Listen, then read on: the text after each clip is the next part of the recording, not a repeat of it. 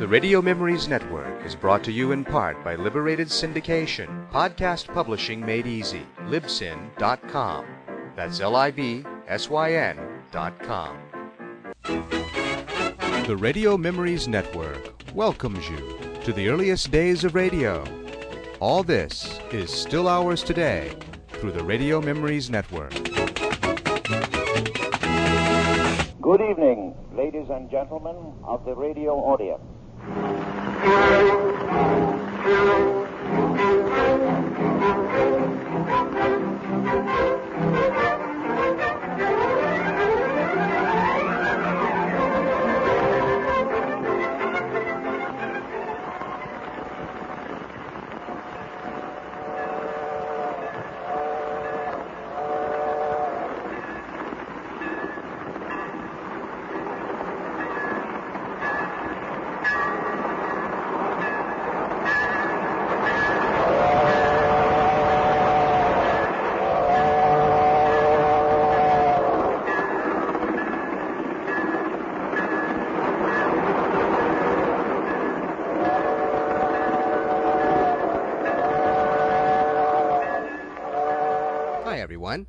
This is Radio Journeys, and I'm John Grimmett. Each week I guide you through the 1920s and 30s, through the earliest surviving recordings of radio from this period. And tonight we're in the third week of January 1931, listening once again to the Empire Builders.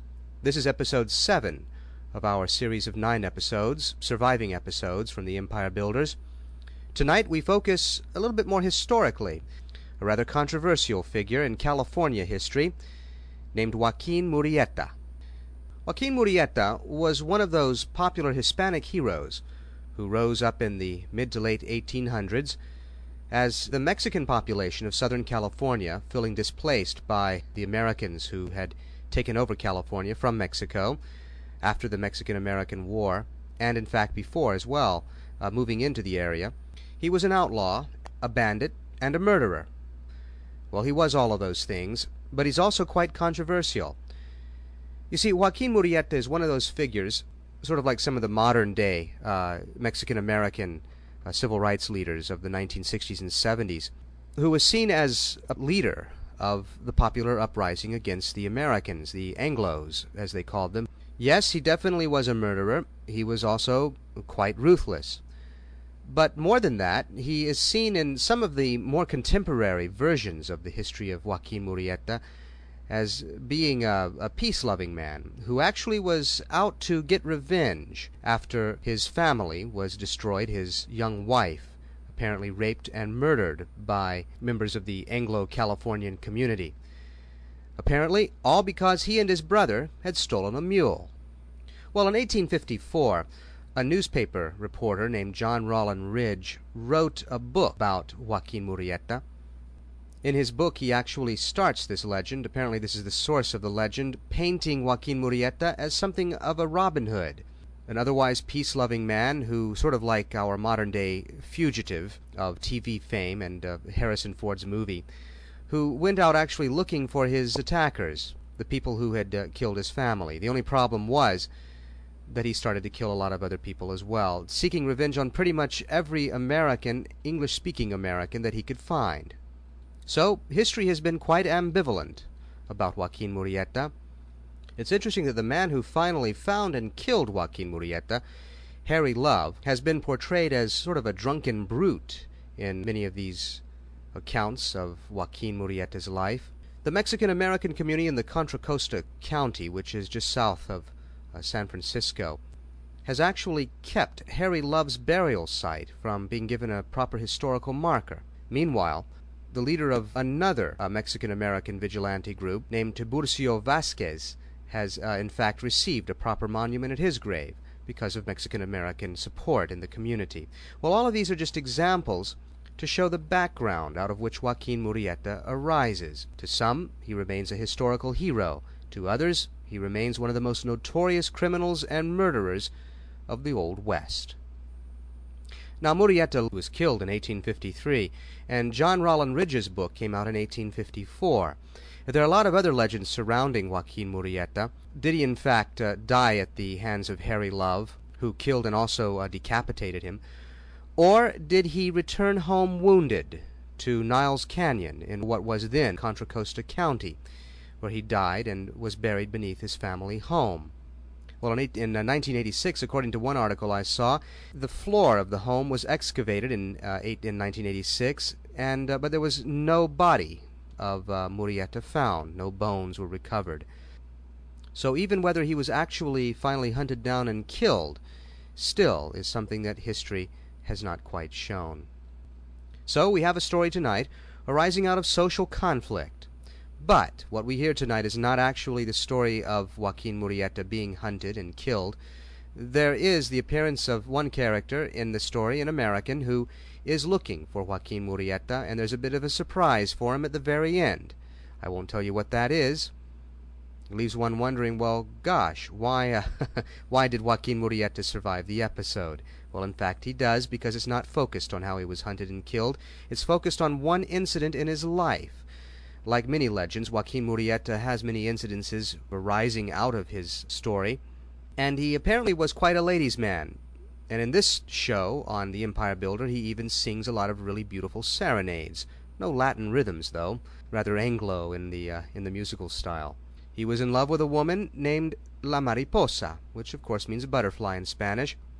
But one of the people that he killed happened to be Mariposa's brother. Now, Mariposa at one time was in love with Joaquin Murrieta as well, but after he killed her brother, she in fact wants to kill Joaquin. And that's the setting for our story tonight.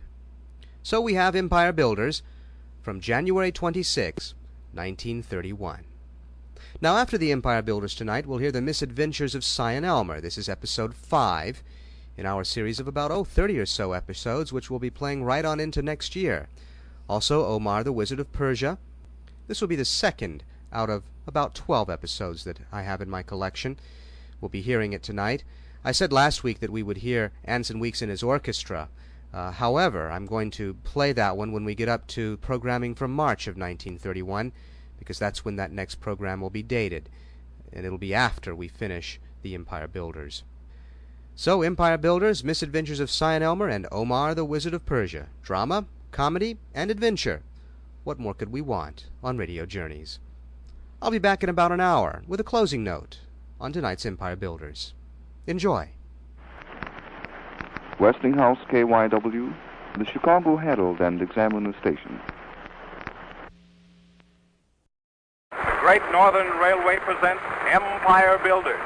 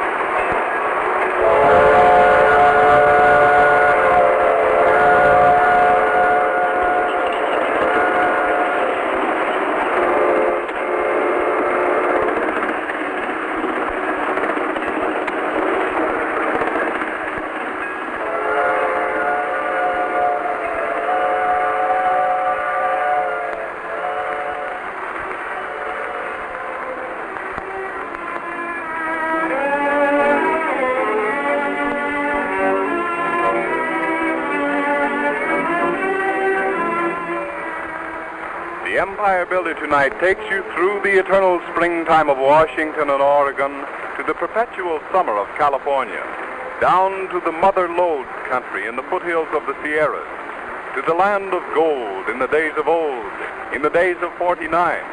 But say, old-timer, before we start the show tonight, I've just got to get the suspense over with. Sure, Ted. All right. Go ahead. What is it? Well, I've been excited all week long over that Glacier Park vacation we talked about last Monday night. Well, now, Ted, yeah. You said you'd figure out the cost of taking some of the radio audience out to Glacier National Park on a 10-day vacation, and that we'd visit all the big hotels and take horses and go way up in the mountains and climb glaciers, and we'll fish and have big campfires at night. No. Now, Ted, just you wait a minute. Well, we're going, aren't we? Stay, old-timer. Don't you dare back out on us.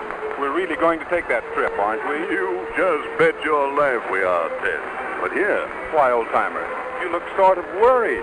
Well, I guess I am sort of worried. And happy at the same time, Ted. You know, it kind of gets a fellow when he finds he has so many friends who'd like to spend their vacation with him. You know, Ted, I can only take 40. So you should just have seen my mail.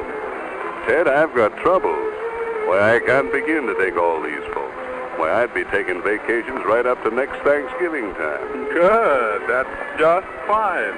Yeah, it'd suit me fine, too, Ted, out there at Glacier Park. You see, I've got other things to do. Well, what are you going to do about it? Well, honestly, I don't know just yet. Anyway, we're going on that vacation, Ted, and I'm going to be right with you, folks, every minute of that 10 days. And I'm going to show you Glacier National Park from Mike's Place to Heaven's Peak. Oh, did you hear that, folks? Listen, but wait, here. I'll tell you, Ted, we'd better go on with the show now. Maybe I can sort of get settled down by next Monday night and tell you where I'm at. Well, then, we'll go on with our show. Back to the Mother Lodes country.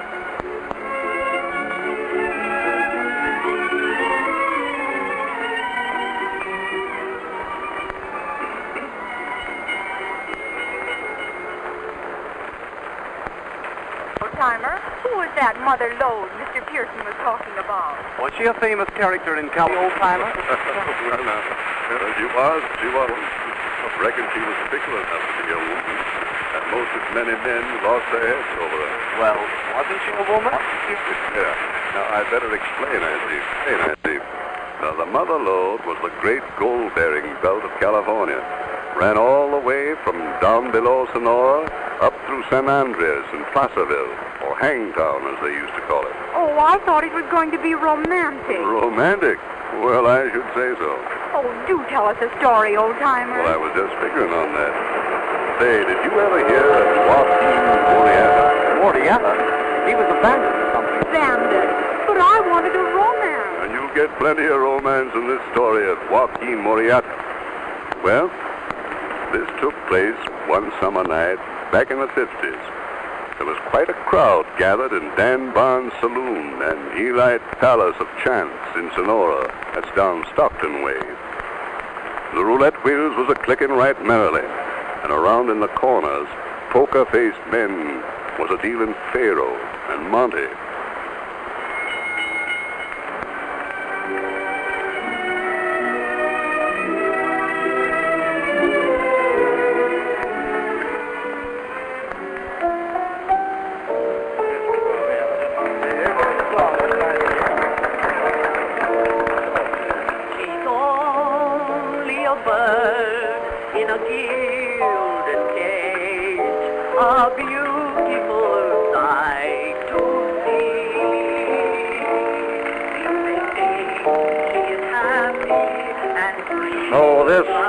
Joaquin's been operating around here again, huh?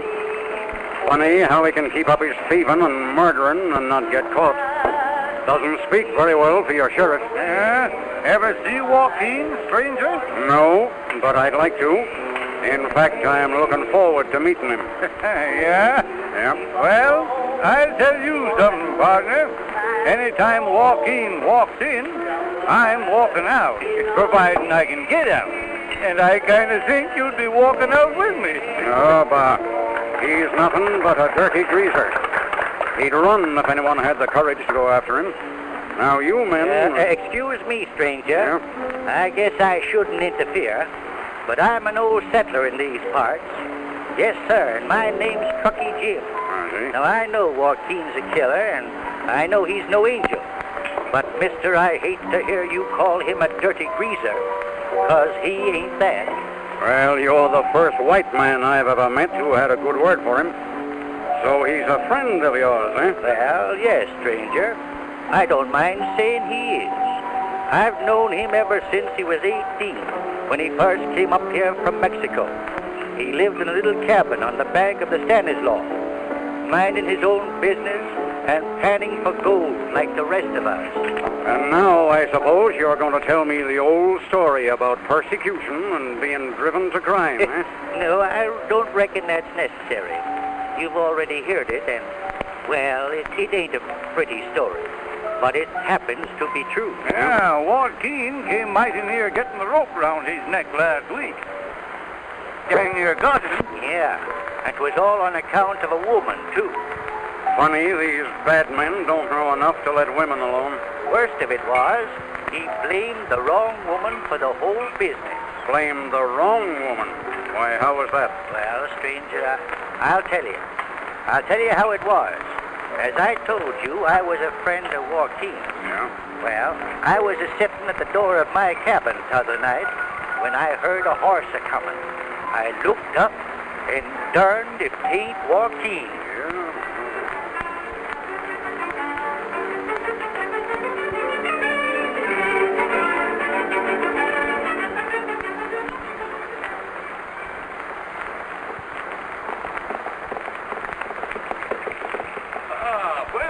My amigo Jim. It is a beautiful night, no? The moon, the stars, oh, it is muy bonita. Well, Joaquin, when a fella starts talking about the moon and the stars, I begin to wonder where he's a-going to on a beautiful night like this. Jim, you have ojos buenos. How you say? The good eye? All dressed up, ain't you? I bet you're going to a fandango. I heard tell as how you was the best dancer in California. Oh, now who tell you all these nice things about me, eh? I tell you, no one knows how Joaquin dances. Because no one knows it is Joaquin who dances. Now, I have always been your friend. Say, son, why don't you listen to some good advice? Why don't you quit this life you're leading and go back to Mexico and settle down? Go back to Mexico? Yeah. Settle down? Oh, I think of that very often, my friend. But I'm afraid I've gone too far to turn back now. You're wrong there, Joaquin. You could make it to the border and then you'd be safe. But if you stay here, someday the law... And then you mean I shall feel the rope around my neck, eh? No, my friend. Your law will never get Joaquin alive. I like you, boy.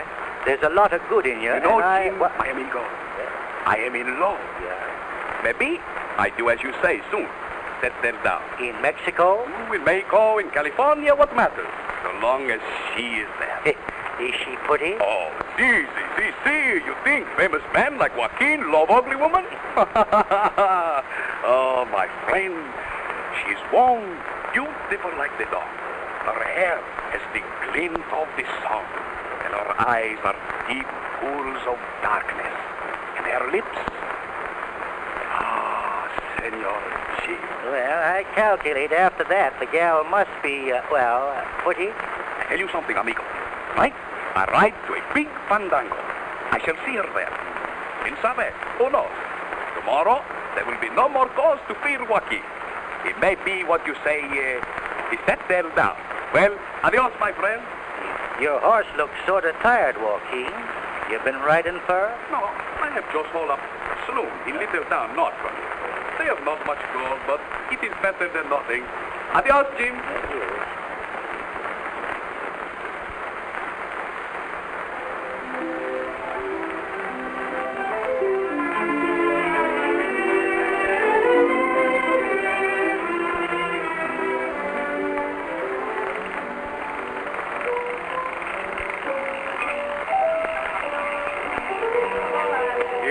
Seem to know this Joaquin person pretty well, mister. Yeah, yes, sir, pretty well, I reckon. Well, whilst I was talking with Joaquin up there at my cabin, there was another conversation going on over to Don Jose Aguilar's rancho, t'other side of Stockton. Don Jose, if you don't happen to know him, stranger, richest old Spaniard in the country. He had a caller, the sheriff. Sheriff had some business with Don Jose and his daughter, Maria.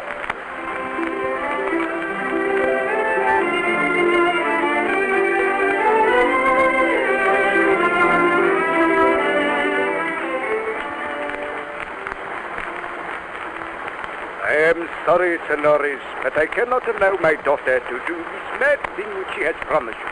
I am sure that you will execute views are impetuous. Well, of course. Just as you say, Don Jose. But the capture of this Joaquin Murrieta will be a great thing for all California. He has caused you so much trouble, I should think you'd be glad to see him caught. I would give much to see him punished, senores. But I cannot permit my daughter to take the risk. Wait, senor. I shall go, Padre mio. I have given my word, and I shall keep him there until you come, Senor Sheriff. What has come to pass that the daughter of Don Jose goes to her low fandango at the Peons to keep a tryst with this infamous Joaquin? Ah, Madre Dios, it is a disgrace. Are you sure that he is Joaquin, Senorita Maria? I am most certain. Has he ever told you? No, he has never told me his name. But many times have I heard the whispered greetings of the Peons. And always they call him El Patrio. It is he, senor. El Patrio. Why, the Mexicans all over California know Joaquin by that name. Looks like we're going to get him this time. We'll be waiting for your signal tonight, Senorita Maria. We shall be under the tree in the corner of the garden. And when he sings the love song, you will come. You are doing California a great service, Senorita Maria. Pardon, senores. What I do, it is not for your gringo government. I do it for my brother, whom this Murrieta has killed last year. Oh, yes. Thank you, Senorita. And you, Don Jose, we'll be waiting.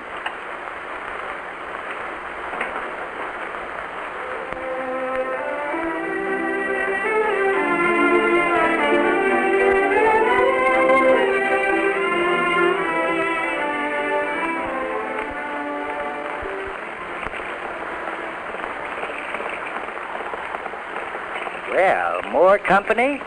And bless my soul, it's a gal. Pardon, senor. Say, sister, ain't it pretty late for a gal to be out riding alone? I know you are the friend of Joaquin. Well? You have seen him? He has come this way? Oh, you must tell me, senor. I must find him pronto, quick.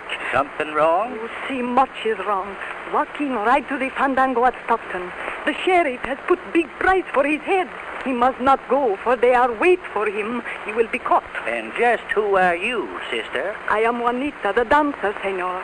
Some call me La Mariposa, the butterfly. Oh, sure, I've heard of you. But Joaquin has already gone. Why, you must have passed him. Oh, no, senor. I have come by the short way, but now I must hurry to stop him. Senor, he risks capture.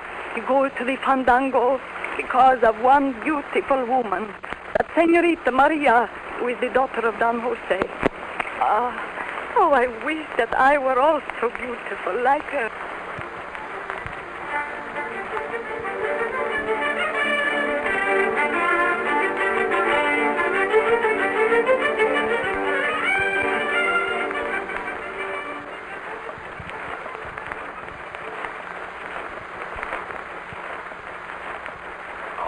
Dios, what a vista!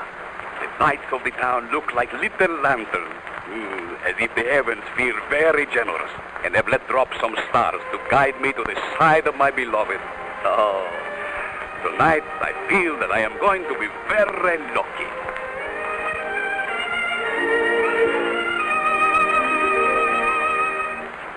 You are the perfume of the garden. Red is your mouth as a rose. Filled are your lips full of passion. Sweet cruel passion their growth. Come, give some heed to my singing. Will still the fire of my pain. One look from you will enchant me. One kiss and I live again. My love, my love, look from your window, my sweet love. Love God does wrong so bleakly. Here I die for one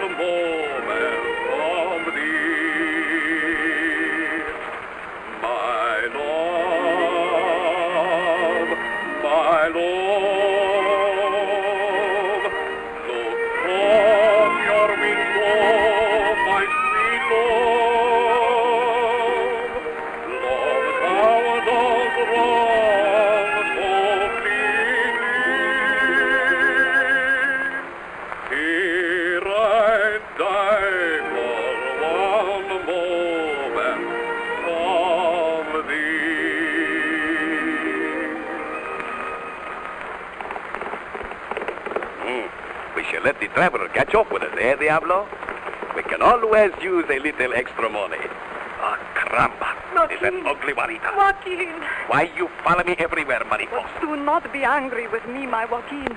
I come to warn you. Warn me? You must not go to this fandango. The sheriff wait for you there. Joaquin goes where he wishes, muchacha. The gringos are fools. They shall never catch me. But I know, Joaquin. I do not lie. One has told me of the trap they have set for you. He is from the home. Sure, go to your pound with their foolish talk. Many times you have make me very angry, Juanita. Sometime I lose the patience with you. You go to meet the beautiful Senorita Maria. I know. Oh, you know, eh? Ah, she is not lovely, Juanita. Oh, see. Oh, I wish that I could be beautiful like her.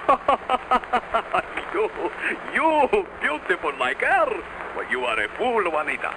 To be beautiful like the Senorita Maria, one has to be good like she. Oh, so? I am ugly because I am very bad. And she is beautiful because she is good. Oh, Joaquin, it is you who are the fool. It is as I say. Now, you will go home, Juanita. I go with you to the fandango, for I must dance there the yacht and the rabe. Tell me about the Senorita Joaquin. She knows that you are El Patrio? No, I have not told her. But with her, I know it will make no difference. She loves me. Besides, for her, I would give up everything. Even my name, El Patrio. You love her so much as that. Madre de Dios. Oh, well, let us go.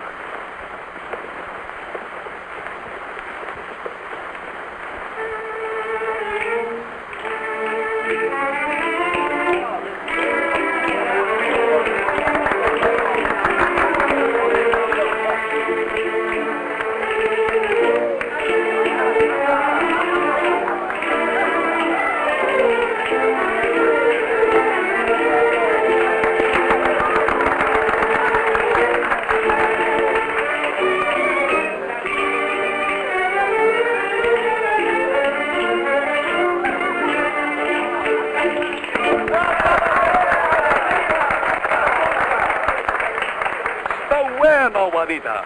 It is well that they call you La Mariposa, for when you dance, you are graceful like the butterfly herself. I am glad you like the dance, Joaquin. The beautiful Senorita Maria, she has not come. Hush. Must not speak her name so loud. This is no place for so fine a lady. She only comes because of me. See, I know. But, Joaquin, will you not go quickly before the sheriff come? Why is it that you are so sure the sheriff come here tonight, eh? Is it because you have tell him I am here?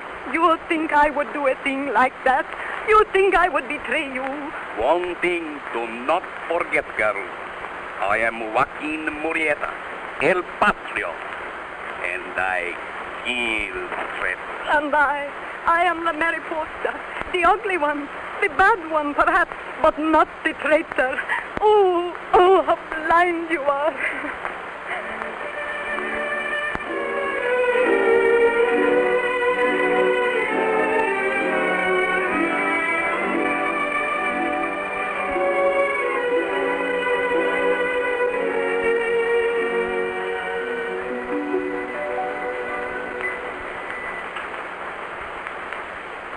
It is close to the time.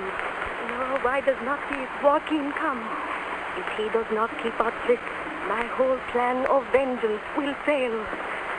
Oh, who are you? I am La Mariposa, the dancer.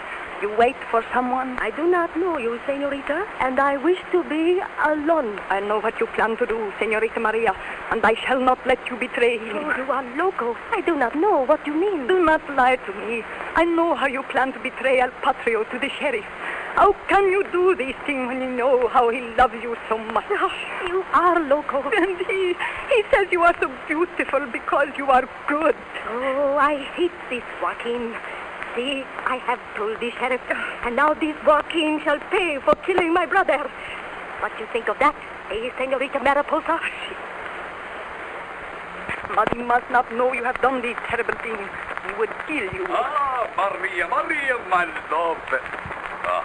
You here, Juanita. Go away. Run. Oh, Joaquin.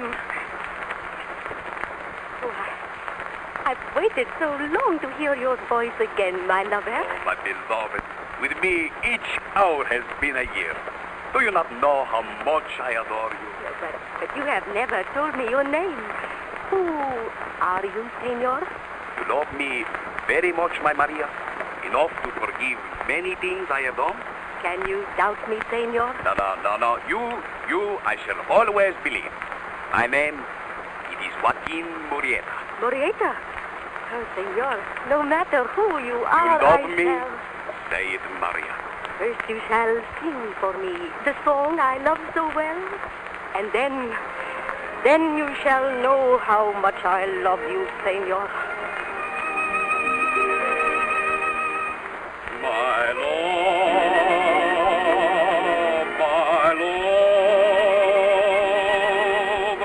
come from your window, my sweet love. Love our love long so deep. Here I die for one moment of thee. My love.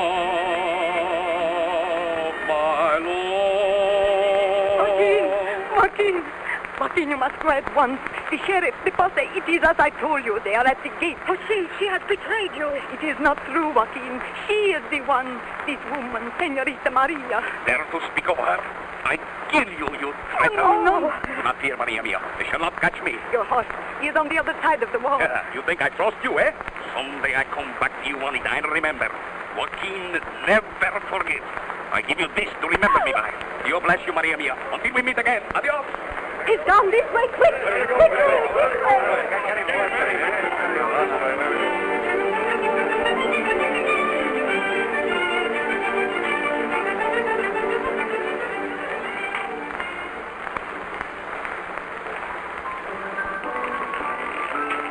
Well, that's the story, boys. And they didn't get him, eh? Get him? No. Joaquin is pretty smart. Yeah, what happened to this Mariposa, the dancer? Well, of course, the gal was all broke up after that fracas with Joaquin, so my wife's got her up at our cabin for a few days. Well, I don't mind telling you, gentlemen, that I represent the law. Yeah, and I am out here especially to get this Joaquin. Is that so? You don't tell me. And it won't do anyone any good to be too friendly with it. Friends for about 40 years now, and I'm still living and feeling pretty good. A little argument about Joaquin, eh? Gracias, amigo Jim. I salute to you as the only gringo who understands Joaquin. Say, who the devil are you, sir? Oh, me, senor? I am the most famous man in this California. What? I am Joaquin Murrieta, El Patrio. No, stranger. Don't reach for the gun. Just stand where you are, eh? Softly, senors. Do not act like the fools.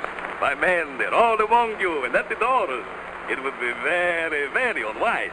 Please, would you let me see the hands up in the air, eh? Huh? Oh, fine. And you, senor, the big, brave ranger. You know, I think maybe I let you leave until, what's that, next time, huh? Are you aiming to go to Spain, Joaquin? No, my friend. Now, I go to visit your cabin to carry off the most beautiful senorita in California, the Mariposa the butterfly. And you will stay where you are, eh, senors? My men, they will keep you company for a little while. Adios.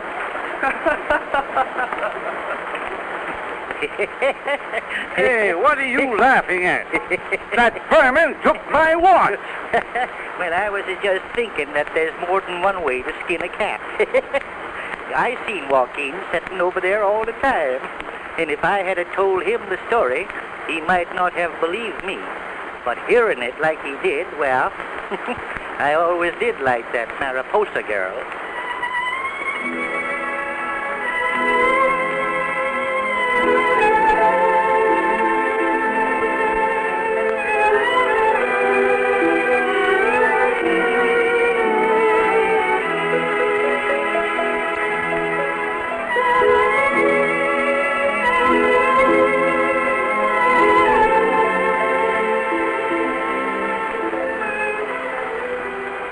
Great Northern Railway, about this time next year, will be running its famous train, the Empire Builder, through the country of Joaquin Murrieta, from Chicago to San Francisco and Oakland, via the Twin Cities and the Pacific Northwest. This $15 million extension in Northern California and Southern Oregon will make it possible to operate this deluxe train from the Mississippi to the Columbia River, then southward to the Golden Gate. But you can travel now the Great Northern Way to California and visit the cities of Spokane, Seattle, Tacoma, and Portland en route. The Great Northern Way is the smooth, clean, cinderless route. The Empire Builder, the standard bearer in luxurious travel, pulled by super-powered oil-burning and electric locomotives over a smooth, level roadbed. Fast schedules with perfect comfort, dependable, on time. Tonight's playlet again featured Harvey Hayes as the old-timer. Don Amici played Joaquin. Lucille Husting was Maria, and Bernadine Flynn was Juanita La Mariposa.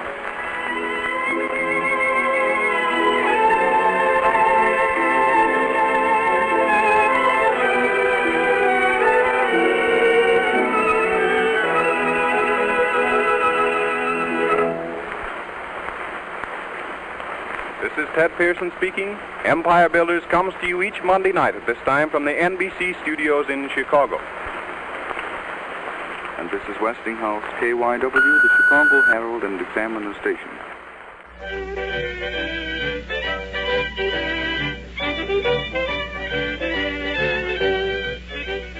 The Misadventures of Cy and Elmer.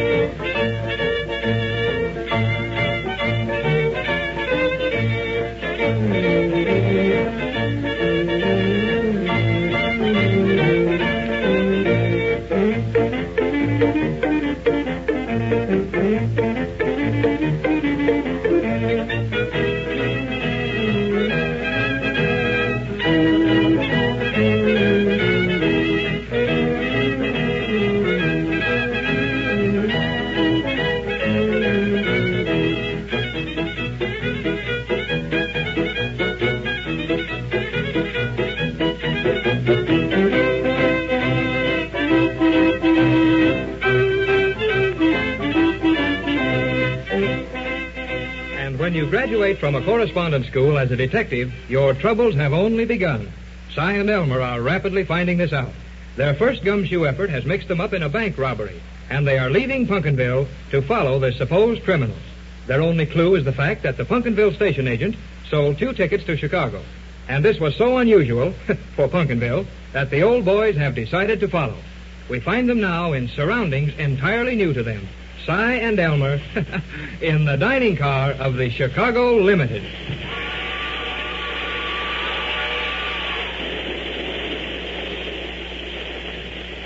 Cy Perkins, will you quit acting so darn funny? My goodness, folks is all looking at us. Make up your mind what you're going to have to eat. I never ate on a train before, Elmer. It's kind of funny, ain't it? Ain't funny to me at all, not a bit. Hurry up and order your victuals. I can't make out this bill of fare, Elmer. What's all this junk mean? Oh, darn if I know either, Si. Here's some stuff called Canepe de foie gras. Wonder if that's to eat or to drink. Maybe it's Italian for beef stew. Hush up, Si. Hush up, will you? All these folks is going to know we ain't used to being on trains if you act that way. Well, we ain't. Sweet sassafras, Si. Look at this one. Look at it. Hoovers the Ubers. Mighty funny food on this here train, ain't it? Yeah, well, I can't drink no more water. We gotta eat something. Here comes that waiter feller. Maybe he can tell us what to eat, huh? Elmer, we're supposed to tell him. Well, gentlemen, did you all finally figure out what you're going to eat? I'll take a cup of coffee. Yes, sir, a pot of coffee. I said a cup of coffee. But we serves it in a pot here, sir. I want a cup of coffee. Hush up, Si, will you? My goodness, if folks drinks the coffee out of the pot on the train, I guess we can, too. Yeah. Bring me another pot of coffee, too. Oh, we can't live on coffee, Elmer. Well, bring us some beef stew and apple dumplings. Yeah, and banana stew. Si, you know there ain't no such thing as banana stew. I said banana stew. Well, bring me 2, too. Oh, you can't eat 4, Elmer. Oh, give me a pile of toast. Huh? No, better make it 2 piles. I can't figure out nothing else on here, Si. Yeah, I reckon that's all first now, waiter. Hey, he's gone, Elmer. Where? You reckon he went to the kitchen? Yes, I went out a little door back there someplace, but it don't look like no kitchen to me. Si, I bet he run out on us. Yeah, most like. These other folks is all eating heavy, Elmer. Yeah? Yeah, maybe the grub's all gone now. Yeah, I suppose it is. Oh, let's get out of here, Si. Wait a minute, I got an idea. Yeah? We wait till the train stops and jump off at the next depot. And run in for a regular sandwich without no fancy names on it. That's a good idea, Elmer. You bet it is. Yeah. Now, look. Ouch, Dad. Well, be careful. Don't be falling all over the trail, Si. Yeah. Come on, head right straight for that door now. This Come on. is kind of unsteady walking, Elmer. I reckon I can make it all right. Yeah, you can if you don't fall down. Come on, keep on, Si. Yeah. Now you got it. Now you got it. Our car's the next one, right back of this one. Come on, open her up. Open her up. Yeah.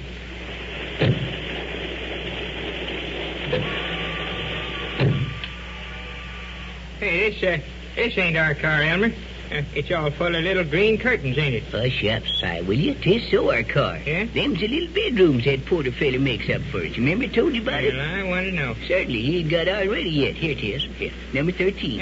13? That's all right. Never mind about that. Now, just sit down for a minute and let's figure where we're going to on this train. Well, we're going to Chicago after them 2 crooked fellas that robbed the Pumpkinville Bank, ain't we? Certainly we are, but we got lots to think about before we get where we're going. What? Now, in the first place, you gotta sleep with your gun under your pillow. You hear me? And one eye open all the way. Here comes that Mr. Porter. He's going to fix up our beds, I guess. You're the captain. You're the ever-done gentleman now. Say, look at that, Si. Ain't that slick the way them beds gets fixed up, ain't it? Yeah, I've never seen nothing like it outside of a circus. It probably ain't nothing like it. Which way you want to sleep, huh? Upstairs or downstairs? And which is which? Well, upstairs is up, and downstairs is down, you old ninny. Yeah, but is way up there the up one? Well, certainly tain't the down one, that's a cinch. Yeah, I think I'll sleep in the up one then. Scare somebody to steal you if you sleep down here, huh? No, sirree. I just want to get up nice and high, where the air is good and fresh. All right, Captain, you better be ready now. Yeah. Let's flip up a nickel, Elmer, to see which one sleeps which. Well, all right, here's a nickel. Now, I'll take the buffalo. Yeah? Toss her up, Elmer. Thank you, sir. Thank you, sir. Everything all right? Hey there, Porter, wait a minute. Hey, Porter. Say, Elmer, that fella grabbed a nickel you was a-flipping with. Hush up, Si, will you? Maybe that's what he's supposed to do.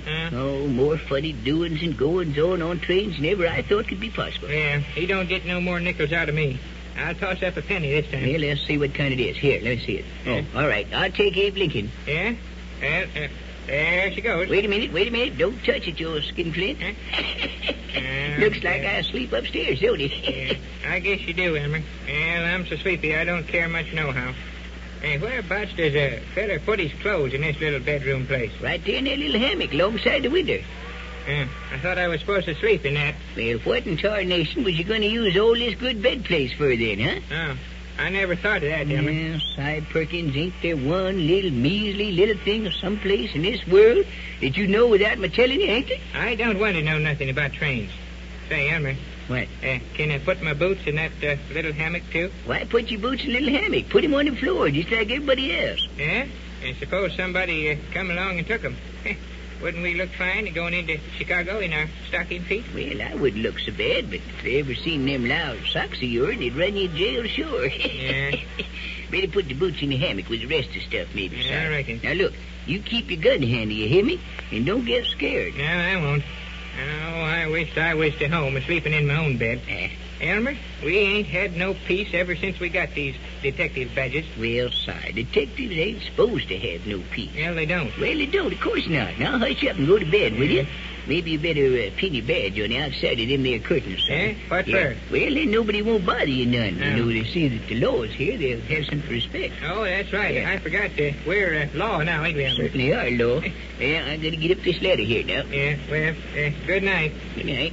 Careful, you don't fall, Elmer. Looky here, Si Perkins. Elmer Peabody ain't never fell since he was 6 years old. Oh, I know. I'll show you how to go up a ladder. See how easy it is for a fair nosy ladder, huh? See that? Oh, my goodness gracious sakes. Elmer. Say, you ain't killed, are you, Elmer? No, I ain't killed, but I'm going to kill the feller that built that ladder if I can find him. And I told you, didn't I? Yes, you I'll told hold me, it for but you never next mind. time. Ain't going to be no next time. Huh? No, sir. You move over against that window there, Si. Move over. We'll slept two in worse beds than this. Yeah, but Elmer, and I ain't but about half undressed yet. Well, hurry up. Well, ain't room enough in here now to get a lead pencil out of my pocket. What am I going to do when you get in on top of me? It's all right. There'll be plenty of room. You move over there. Well, maybe the fellow porter, Elmer, could tell you how to get up in that attic up there. Don't want to get up. Well, we ain't going to pay for two beds and only use one of them. I'm going to try and find him. You better get back there in bed there, mister. Folks ain't allowed to walk around this train at night. Hey, did you hear that, Elmer? Yes, I heard it, and it don't sound right to me. No, me I got neither. my ticket to ride on this train, and I'm going to ride her. Don't say nothing about sleeping when I want to do something else, neither. Say, what time does this train get to Chicago, Porter? Well, sir, I forgot exactly. I'll have to ask the conductor.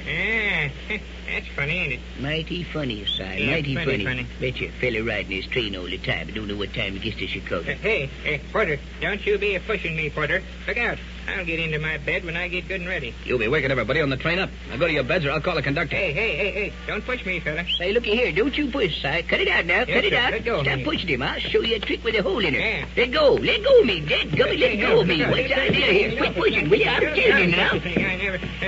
Elmer, that fella ran away. He did that what? Porter fella ran away, and he pushed me right in the face. Something suspicious about that fella, Si. Yeah. I know enough about trains to know that no porter has got any right to be pushing folks around. Yeah, he was pushing just the same. Yeah, I'll say he was pushing. What do we do, Elmer? Should we arrest him? Yeah, better not try to do anything tonight, Si. Yeah. He can't get off the train if we get him in the morning. Somehow, I can't figure him out. No, me No, neither. I can't.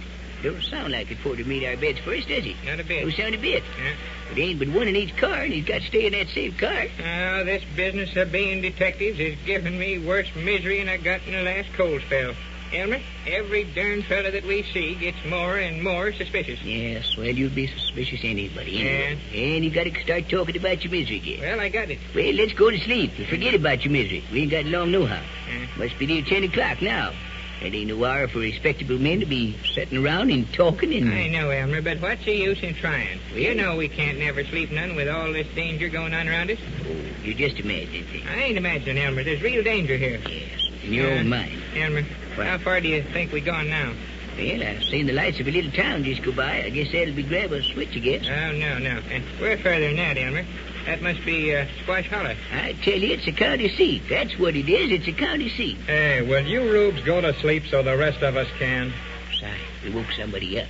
I'm sorry, mister, but we were just trying to figure out what town we was going through now. Well, this is no time for a geography lesson.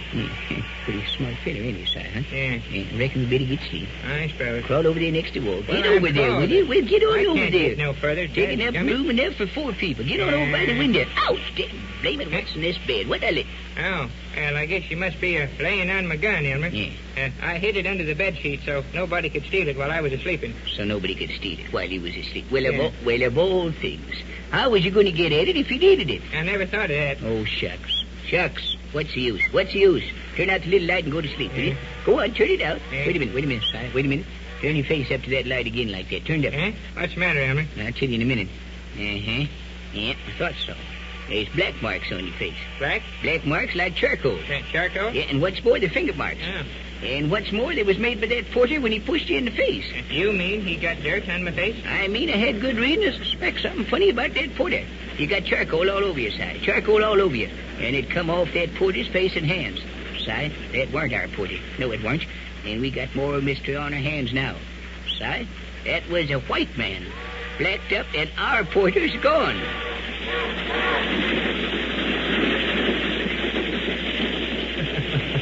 What a train, and what a trip for the brave detectives. Your announcer will tell you when you may hear another episode of Si and Elmer over this station.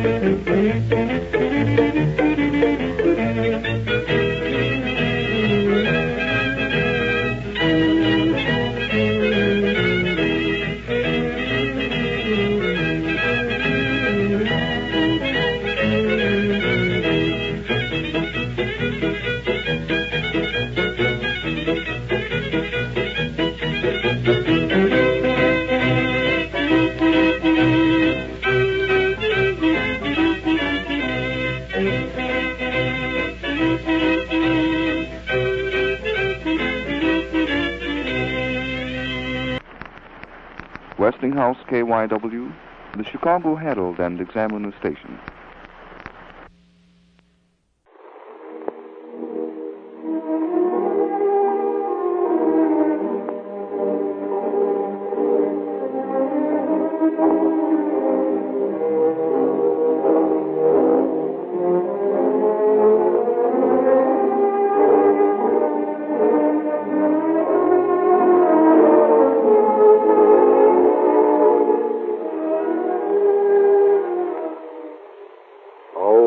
Glamorous, mystic east, out of the desert's burning sands, the voice of ancient Persia speaks to the heart of him who understands.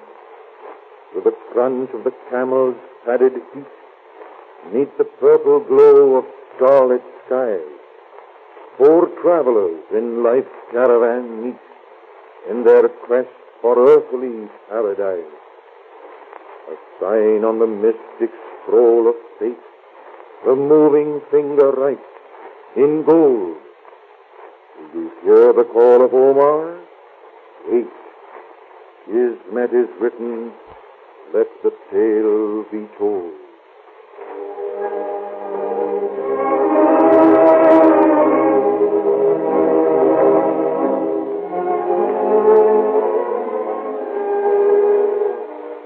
Omar, the wizard of Persia.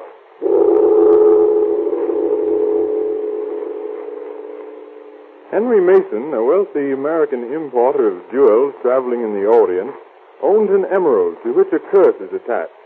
Omar, the wizard of Persia, tells Mason's friend, a merchant by the name of Malouf, to warn the American of the danger he is in. Malouf visits Mason. Nonsense, Malouf. You're as superstitious as an old woman. The wise man treads softly where the way is dark, my friend. No, Malouf. In America, we do things differently. There, when the way is dark, the wise man lights a match. It pleases the esteemed Mr. Masson to jest. Oh, come now, Malouf. Don't be offended. It's only that I can't see any sense at all to these mysterious warnings of yours. Malouf may not speak plainly of things he does not plainly see. Well, that proves exactly what I say. You have no real basis for these vague fears. It is as a friend that Malouf speaks. Yes, I'm sure of that. But is it not true, my friend, that since your last visit to Shiraz, you have met with some misfortune? Well, it's true my business has suffered. Then the loss of my gems in that caravan raid, that was a bitter blow, Malouf. Ah, your business has suffered. And yet, when last you purchased precious stones from me, you spoke as though... Yes, I know. Things looked very favorable then. But I've not been able to dispose of some of my most valuable gems.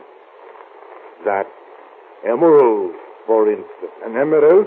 What emerald? Oh, the one I bought on my last trip out here. Oh, so you have it still, this emerald? Yes, I still have it. It's in America with the other stones I bought in Shiraz. Too many other stones. It is Kismet. It is destiny. What? What did you say? It matters little. I but thought aloud. Tell me, is it only your business that has suffered? Your family, they are well? Malouf, why do you ask me these questions? What's behind all this? Ah, then I am right. All is not well. Your wife, perhaps. Yes, that's true. I've had letters from home which tell me that my wife, Martha, has been ill. And there are other things. But I don't understand. How could you know or even suspect? If I could get these things, is it not possible then that I may be right in warning you of other dangers? Of other dangers? Oh, but this is ridiculous, Malouf. Are you trying to make me believe that there's some special brand of bad luck pursuing me? That I'm subject to some evil influence? My friend, I only ask you to be cautious. Place no trust in strangers. Well, how can I do any business that way? Everyone in this country is a stranger to me. Bosh! Why, you'll have me believing that everyone is trying to murder me or something. Yet these things that have happened to you, this bad luck, as you call it, does it not seem strange to you that... Oh, stop it. Of course I've had a little hard luck. Everyone does at some time or another. But it's temporary. It can't last forever.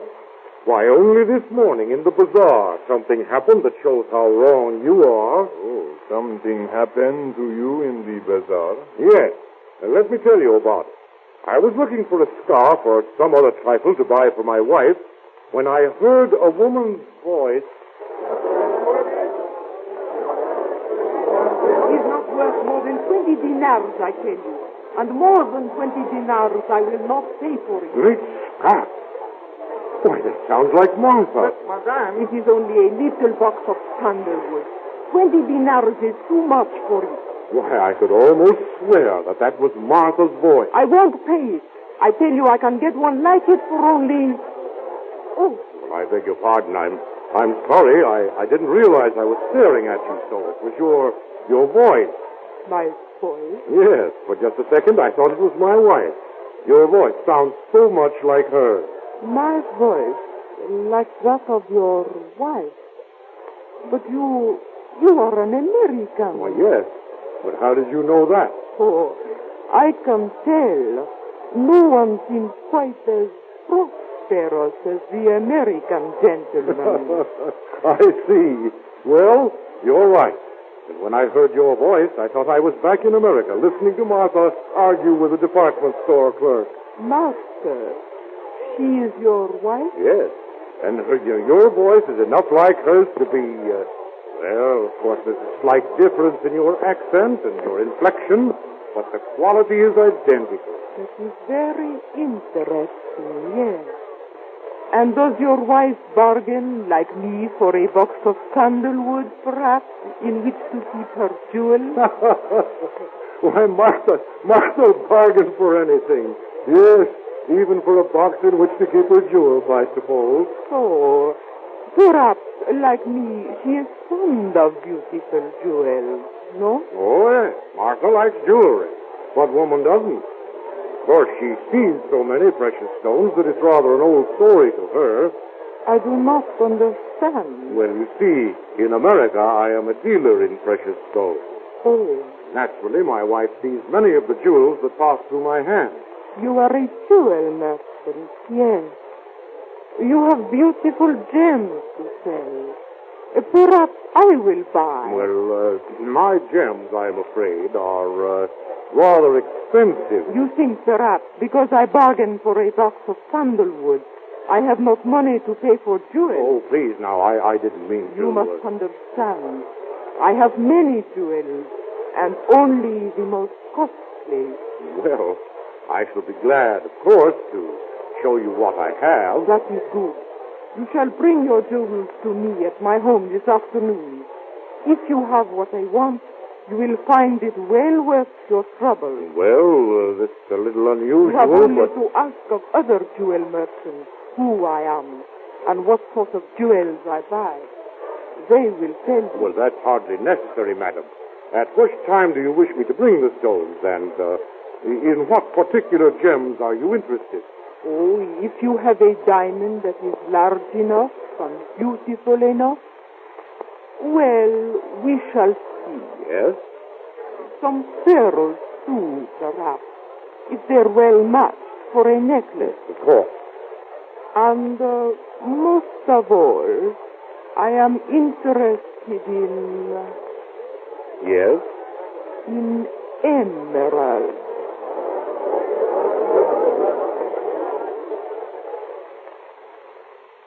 And that's what happened. So you see, Maloof, my luck has changed after all. I know she must be immensely wealthy. She lives in a house that's like a palace and spends fortunes on her jewels. I see. You believe, my friend, that your meeting with this woman is an omen of good fortune? An omen? Don't be foolish, Maloof. It's considerably more than that. Don't you understand? It means that I'm going to sell some jewels, perhaps turn out thousands of dollars worth of business. This woman, she gave to you her name? Why, of course. And that name is... Well, let me see. Yes, that's it. Zaidi. Ah, I see. Well, what's the matter with you? Maluf, what are you looking so queer about? Are you going to keep this appointment, my friend? Why, of course I'll keep it. It means money to me. But after all, you know very little of this woman. Now listen here, Maluf. I'm not going to let you start spreading gloom all over the place again. Here's a chance for me to regain some of the money I've lost. And I'm going to take it. I see you are determined. But as your friend, I ask you again to be careful. Oh, I know you mean well, Maluf. But these warnings of yours are quite unnecessary. Anyway, I can always take care of myself. Very well, my friend. I will say no more. And now I will leave you, for the hour of your appointment draws near. Well, goodbye, Maluf. Goodbye. I'll see you later. And with the money I receive for my gems, we'll do business together. I hope it shall be as you say. May fortune attend you.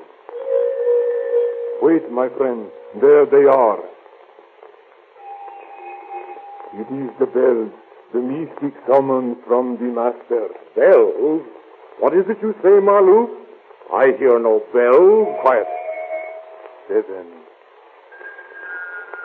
4, 7. Yes, master. I hear.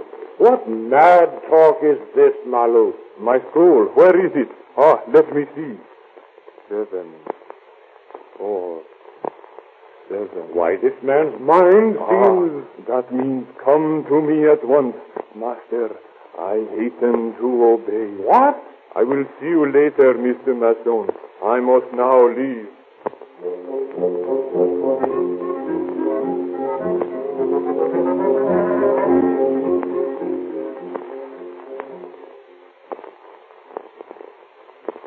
Maluf, I am pleased with you. You are prompt in obeying my message. Yes, master. I came at once. You would speak with me? Yes, Maluf. The time draws near. You must seek your friend from over the seas at once. Yes, master.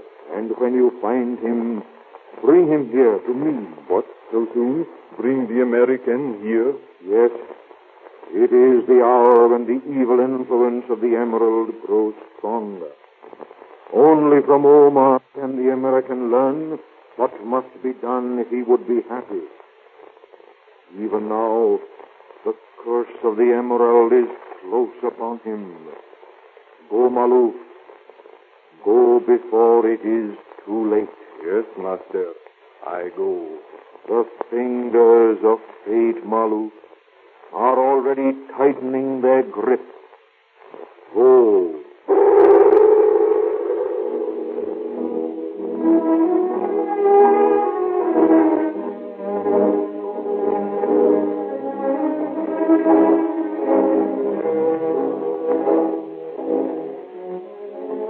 How did the fingers of fate tighten their grip around Henry Mason? Don't fail to hear the next episode of this thrilling story.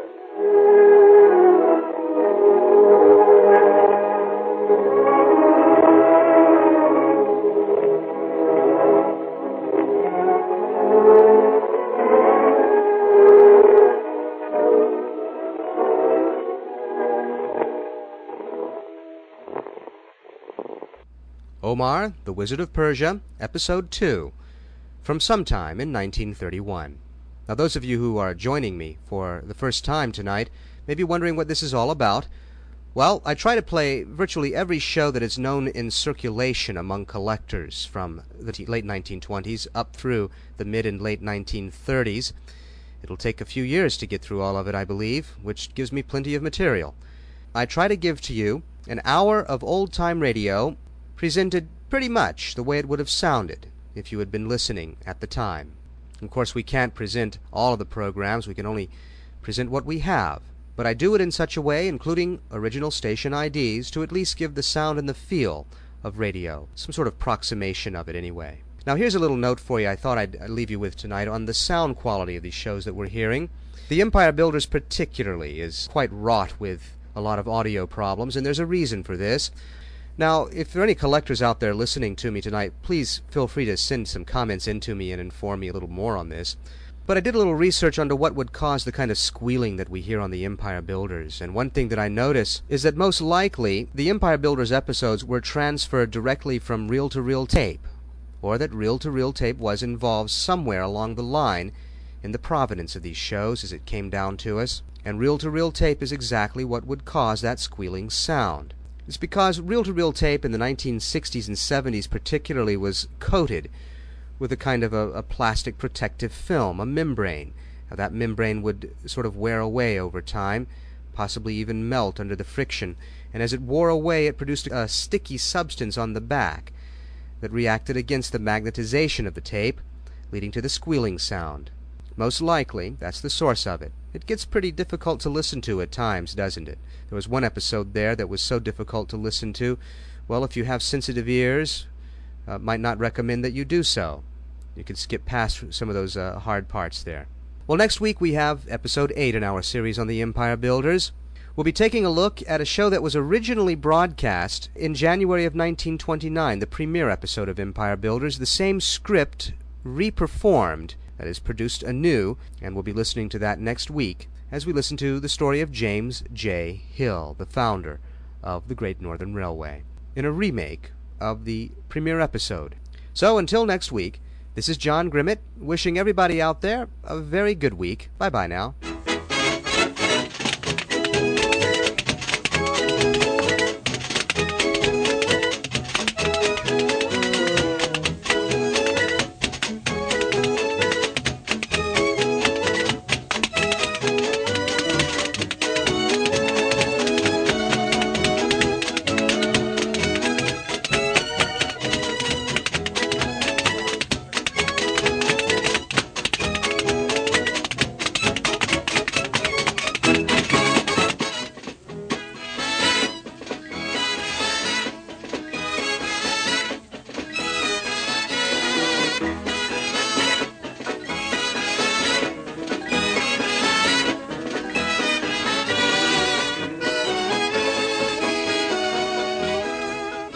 More footnotes next week, and so in friendly fashion, good luck